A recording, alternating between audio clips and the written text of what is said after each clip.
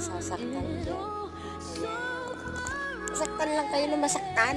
Tapos magmahal uli kayo. Tapos masaktan uli kayo. Tapos magmahal uli kayo. Hanggang sa masira ng puso ninyo. So yun nga, nadalang ng kanta niya as in, maka-in-love siya. So meaningful lang. Meaningful. Meaningful. Lahat lang ng lyrics ng kanta. As in, ang ganda. Nakaka-in-love. Wow. Wait, who is this? It's me!